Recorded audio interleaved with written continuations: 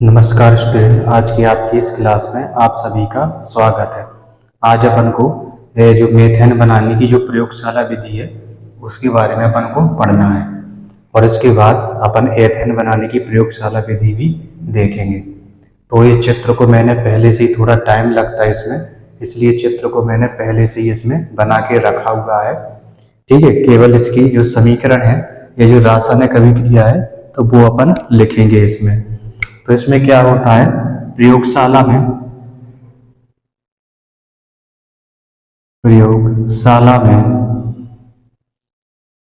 Methane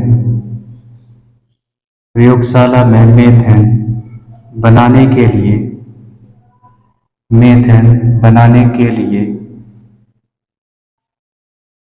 इसमें क्या करते हैं अपन, है ना, मेथिल एल्कोहल, है ना, जिंक और कॉपर। ठीक है ना, जिंक और कॉपर इनका युग्म लेते हैं अपन। ठीक है, जिंक और कॉपर का युग्म लेते हैं और साथ में क्या है, मेथिल आयोडाइड। ठीक है, मेथिल आयोडाइड बनाने के लिए methyl iodide methyl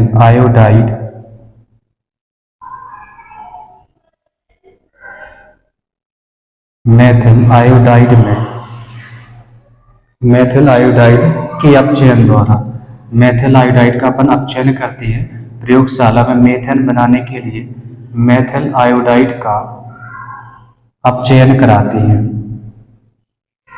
methyl iodide का अपचयन कराते हैं। मेथिल आयोडाइड का अपचयन कराते हैं। अपचयन कराने के बाद जो मेथेनॉल है, मेथिल एल्कोहल है, मेथेनॉल है और ये जिंक और कॉपर युग्म है। ठीक है ना, ये जिंक और कॉपर युग्म है। ठीक है ना, तो जो अपचायक पदार्थ है या है ना, अपचायक नवजात हाइड्रोजन है। ठीक है ना, ये जो इससे नवजात, ये जिसको अपन न्यूबॉर्न बोलते हैं, नवजात हाइड्रोजन, नवजात अपचायक हाइड्रोजन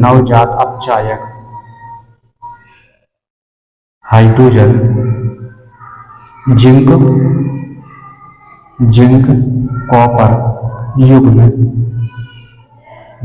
कॉपर युग्म और मेथेनॉल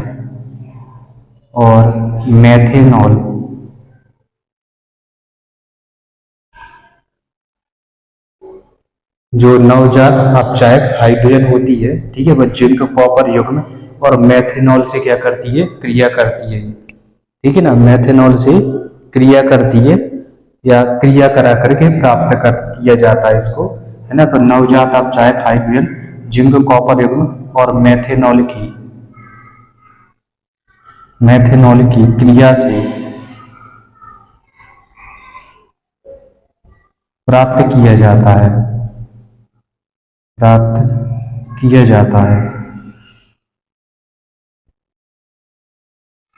मेथेनॉल की क्रिया से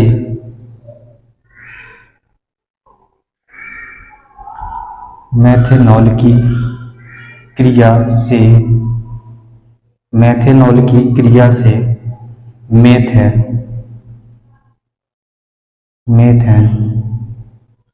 प्राप्त किया जाता है। मेथेन प्राप्त किया जाता है।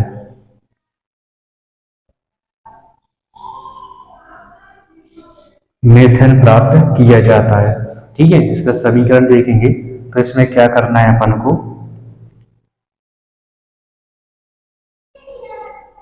मेथिल आयोडाइड यहां पे लिखे दे इसको, मेथिल आयोडाइड CH3I, है ना, मेथिल आयोडाइड प्लस में नवजात हाइड्रोजन। ठीक है, ये नवजात हाइड्रोजन होती है ना, से आप इसका अपचयन कराते हैं और उपस्थिति में अपन को जिंक और कॉपर युग्म लेना है, और साथ में मेथेनॉल CH3OH और साथ में क्या लेना है अपन को, मेथेनॉल लेना है। ठीक है, तो इसके अपचयन से क्या बन जाएगी, मेथेन यानी कि CH4 बन जाती है। मेथेन यानी कि CH4 बन जाएगी और साथ में हाइड्रोजन आयोडाइड बन जाएगा HI। ठीक है। तो इसका रासायनिक समीकरण है, ये मेथिल आयोडाइड है, ठीक है, नवजात हाइड्रोजन है, ठीक है ना, ये तो इससे क्या है CH4 बन जाता है, ठीक है ना। इनका आप चयन कराते हैं, पर इससे क्रिया कराती है ना। तो जो नवजात हाइड्रोजन है वो है ना, एक हाइड्रोजन इसमें मिल जाएगा, एक हाइड्रोजन इसमें चला जाता है, इससे क्या होता है CH4 यानी कि मेथेन बनता है। इसके बाद आती है इसकी प्रयोग विधि, ठीक है ना, कि प्रयोग विधि अपन को कैसे करना है। तो अपन चित्रानुसार इसमें देखते हैं, अपन को इस तरीके से चित्र बनाना है। इसमें एक कॉनिकल फ्लास्क होता है, ठीक है, इस कॉनिकल फ्लास्क में अपन को CH यानी कि जो मेथिल आयोडाइड और होता है, और इसके बाद जिंक और कॉपर के, ये जिंक और कॉपर के टुकड़े होते हैं, ठीक है। और इसमें जो मेथिल आयोडाइड और मेथेनॉल इस कीप के माध्यम से इसमें अंदर प्रवेश कराते हैं। ये थिसल फनल होता है, ठीक है ना, इसको क्या बोलते हैं, इसको थिसल फनल बोलते हैं, जिसमें मेथिल आयोडाइड और मेथिल एल्कोहल को इस कीप के माध्यम से इसमें प्रवेश कराते हैं। और इसमें जिंक और कॉपर के जो टुकड़े हैं ये इसमें पहले से डाल देते हैं इसमें, ठीक है। और इसके कॉर्क के द्वारा इसको बंद करते हैं। और इसमें एक नील, इसमें दो प्रकार की नली निकाली है, एक तो ये वाली नली रहेगी जिसमें ये दोनों पदार्थ इसके माध्यम से प्रवेश कराए जाएंगे, और इसके बाद ये दूसरी नली है, ये होगी, ये यू आकार की एक नली से जुड़ी होती है। इसमें भी क्या है, जिंक और कॉपर के कुछ टुकड़े रखे जाते हैं, ठीक है। और इसमें क्या होता है, इसमें एक टब रहता है जिसमें पानी भरा हुआ है, और इसके बाद एक सिलेंडर है जिसमें क्या है, ये जो नली होती है इसके अंदर जाती है। और इसके अलावा ये उल्टी परत नली रखी रहती है, ठीक है ना। तो जो गैस जो इसमें जैसी बनती है मेथेन, है ना, तो पानी के माध्यम से ऊपर यहाँ पे एकत्रित हो जाती है इसमें, ठीक है।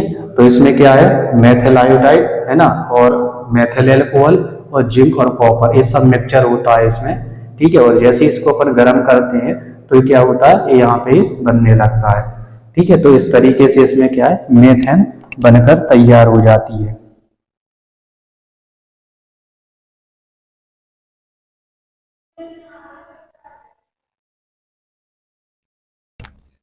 इसमें जो युग्म मिलाया जाता है, ठीक है, इसमें मेथेनॉल, और इसके इसके माध्यम से क्या है, इसमें नवजात हाइड्रोजन बनती है, ठीक है। जो नवजात हाइड्रोजन है ये मेथिल आयोडाइड से क्रिया करके ये मेथेन में बदल जाती है, ठीक है। तो जैसी ये क्रिया होगी तो ये गैस जो बनेगी वो इस नली से ऐसी होते हुए यहाँ पे क्या है, इसमें यहाँ पे एकत्रित हो जाती है। ये इसकी प्रयोगशाला विधि होती है, ठीक है। इसको फिर से समझ लीजिए। इसमें क्या करना है अपन को, एक थिसल फन यानी कि कॉनिकल फ्लास्क लेना है अपन को, ठीक है। और इसमें एक थिसल फनल लगा देते हैं जिसमें से होकर मेथिल आयोडाइड और मेथेनॉल इसमें अपन अंदर डालते हैं। जिंक और कॉपर के जो टुकड़े हैं अपन को इसमें रख देना है, ठीक है। तो इसमें क्या होता है, जो जिंक और कॉपर और मेथेनॉल है ना, ये आपस में क्रिया करके एक नवजात मतलब नवजात हाइड्रोजन बनाते हैं, जो मेथिल आयोडाइड से क्रिया करके है ना मेथेन बना लेता है। और इस साथ में क्या है, ये हाइड्रोजन आयोडाइड उप उत्पाद के रूप में या सह उत्पाद के रूप में इसमें बन जाता है। और जो मेथेन गैस है वो इस जार में जो उल्टी परत नली रखी रहती है, ठीक है ना, या जिसको अपन मेथेन गैस जार भी बोलते हैं, इसमें क्या है एकत्रित होती रहती है, इसमें ये पानी भरा रहता है ना। तो बुलबुलों के रूप में क्या है, ये गैस ऊपर आती रहती है और जार में एकत्रित होती रहती है, ठीक है। तो इस तरीके से अपन ने ये मेथेन की प्रयोगशाला विधि देखी। अब इसके बाद अपन देखेंगे एथेन की प्रयोगशाला विधि। अब इसके बाद अपन को पढ़ना है एथेन बनाने की प्रयोगशाला विधि। तो एथेन बनाने के लिए जो चित्र लगता है, ठीक है, वो चित्र मैंने यहाँ पे बना दिया है। और चित्र को क्या है ना, पहले मैंने बना दिया है। और अब अपन इसमें पहले इसका समीकरण देखेंगे कि मतलब होता क्या है इसमें। तो सोडियम प्रोपियोनेट है ना और सोडा लाइम, इनका अपन मिक्सचर लेते हैं, ठीक है। ये परख नली है, इस परख नली पहले इसका समीकरण देख लें अपन। तो जो एथेन बनती है ना, जो प्रयोगशाला में एथेन, प्रयोगशाला में एथेन, प्रयोगशाला में ethane sodium propionate, sodium propionate प्रयोगशाला में एथेन, सोडियम प्रोपियोनेट और सोडा लाइम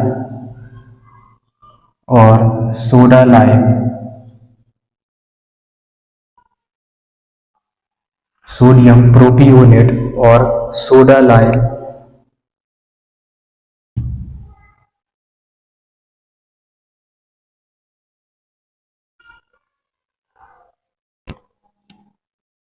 तो सोडा लाइम के द्वारा बनाया जाता है, के द्वारा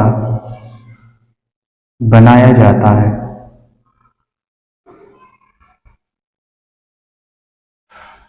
जो प्रयोगशाला में एथेन है, इसको सोडियम प्रोपियोनेट और सोडा लाइम के द्वारा है ना बनाया जाता है। इसमें क्या होता है, सोडियम प्रोपियोनेट का बी कार्बोक्सी कलर होता है। इसमें सोडियम प्रोपियोनेट का इसमें सोडियम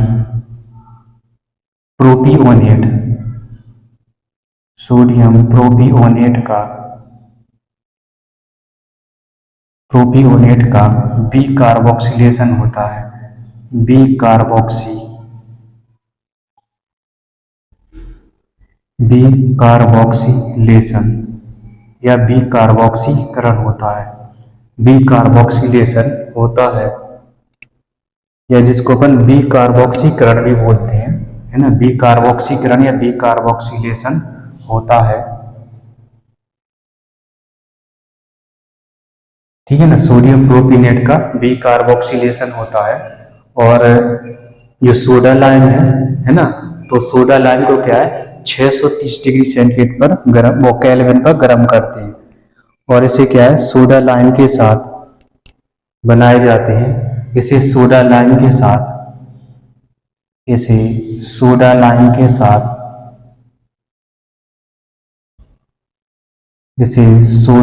के साथ 630 केल्विन तक 630 केल्विन पर गर्म करते हैं, ठीक है। 630 केल्विन पर गर्म करते हैं। इससे क्या होती है, जो एथेन गैस है वो अपन को प्राप्त हो जाती है। इसका समीकरण लिखेंगे, ये हो जाएगा C2H5 COONA। ऊपर लिख रहे हैं इसको, यहाँ पे लिखे दे रहे हैं ऊपर C2H5 COONA प्लस में सोडा लाइम यानी कि NaOH और CaO, इन दोनों के मिश्रण को क्या है सोडा लाइम कहा जाता है। ये दोनों क्या है सोडा लाइम होती है। तो क्या बन जाएगी C2H6, है ना, C2H6, और साथ में क्या बन जाएगा सोडियम और एक कार्बोनेट। एक हाइड्रोजन यहाँ पे चला जाएगा, ये वाला इस तरीके से, इसमें ये हाइड्रोजन यहाँ पे चले जाता है तो C2H6 हो जाता है, और बाकी जो बचा है इसको जोड़ देते हैं तो ये बन जाएगा Na2CO3। ये दो हो गए और CO3 Na2CO3। तो इस तरीके से क्या एथेन बन जाती है। इसके बाद इसकी क्रिया विधि या प्रयोगशाला विधि देख लेते हैं कि क्या होता है। तो इसमें अपन को एक परख नली लेना है, ठीक है। परख नली को इस स्टैंड पे लगा देना है, और इसमें क्या रखना है अपन को चित्रानुसार अपन को, है ना, इस तरीके का ये उपकरण अपन को तैयार करना है। और इसमें क्या है इस परख नली में सोडियम प्रोपियोनेट और सोडा लाइम, है ना, इनका क्या है अपन को मिक्सचर इसमें भर देना है।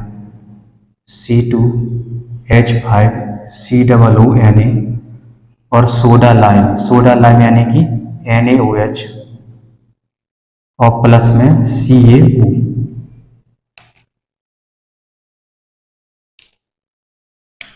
C2H5 COONA और NaOH और CaO, इनका क्या है अपन को मिश्रण इसमें भर देना है, स्टैंड पे लगाना है, और इसको बर्नर की सहायता से क्या है इसको गर्म करना है।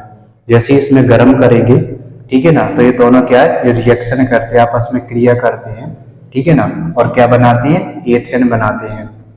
और ये गैस क्या है, इसमें अपन इस परख नली में इसमें एक ये नली लगा देते हैं जेड आकार की, ठीक है, जेड आकार की एक नली लगाते हैं। और इसमें ये जो होता है ना, इसमें पानी भरा, ये टप है ना, तो इस नली को टप तक अंदर ले जाते हैं। और इसमें एक सिलेंडर होता है, ठीक है ना, जिससे क्या है, ये जो गैस है इसमें आराम से जाती रहती है।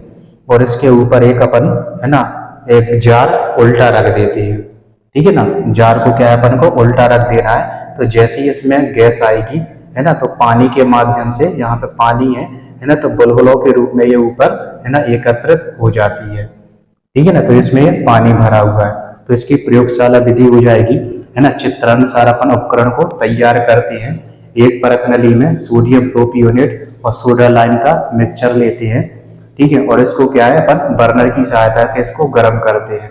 तो जैसे ही अपन इसको गर्म करते हैं तो इसमें जो गैस बनती है एथेन, ठीक है ना, वो क्या है, इस नली से होते हुए है ना, इस नली को अपन क्या है, इसमें ले जाते हैं एक टप में, ठीक है ना, टप में एक, और इसमें क्या है, सिलेंडर होता है, यानी कि ये वायु इसमें अंदर जा सकती है, यानी कि जो एथेन गैस है वो इसमें अंदर जा सकती है।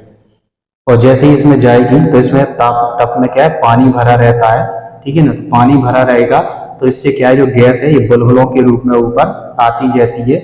और जो उल्टा रखा हुआ जो गैस जार होता है, इस गैस जार में जो एथेन गैस है वो इसमें एकत्रित होती रहती है, ठीक है ना। तो इस तरीके से अपन प्रयोगशाला में जो एथेन गैस है वो अपन बनाते हैं, ठीक है। थोड़ा जो आपके अभिकर्मक या क्रिया कारक है दोनों अलग अलग है, बाकी प्रोसेस क्या होता है, सेम होता है, ठीक है ना। उसमें क्या होता है, जिंक और कॉपर और मेथेनॉल का युग्म होता है, जिससे क्या है, हाइड्रोजन उत्पन्न होती है और इससे क्या मेथेन बन जाती है। लेकिन इसमें क्या होता है, इसमें सोडियम प्रोपियोनेट और सोडा लाइम का मिक्सचर होता है, जिसके द्वारा इसमें है ना एथेन गैस बनती है। तो इस तरीके से ये दोनों प्रकार की क्या है, जो प्रयोगशाला विधि है वो अपनी कंप्लीट हो चुकी हैं।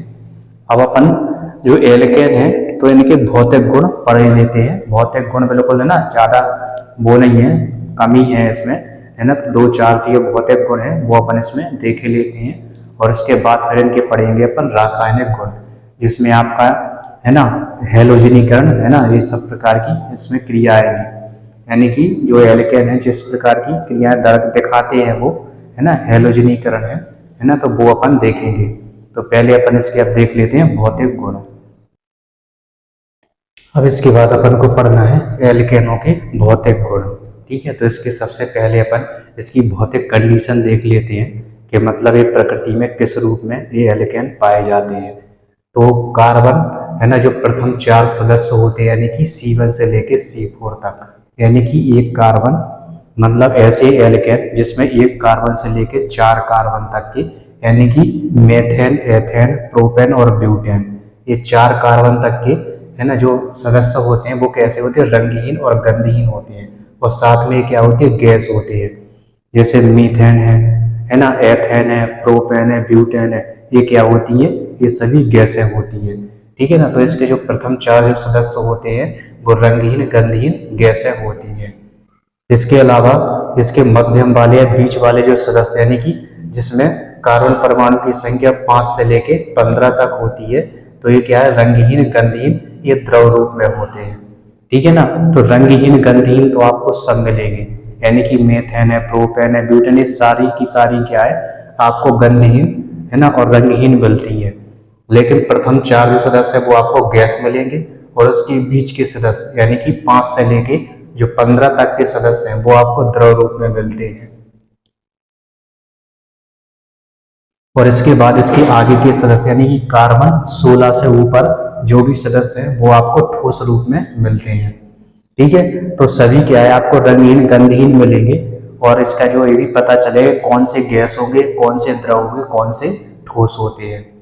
इसके बाद आता है क्वथनांक। तो कार्बन की संख्या में जैसे ही वृद्धि होती जाती है तो इनका क्वथनांक भी क्या है, बढ़ता जाता है, ठीक है ना।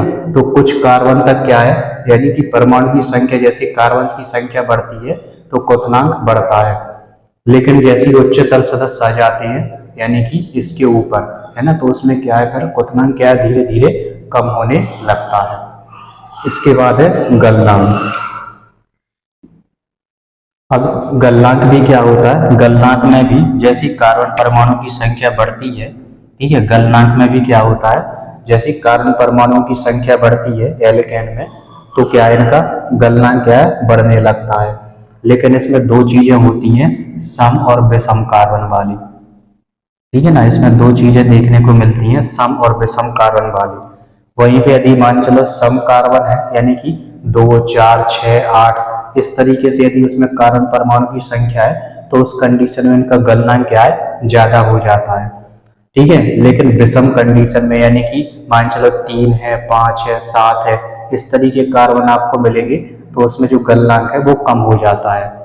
इनका गलनांक ज्यादा होने का कारण है इनकी पैकिंग, ठीक है ना, इनकी जो पैकेजिंग होती है ना, तो इस वजह से क्या है, इसमें जो गलनांक होता है इनका ज्यादा हो जाता है। इसके बाद आती है इसकी विलेयता।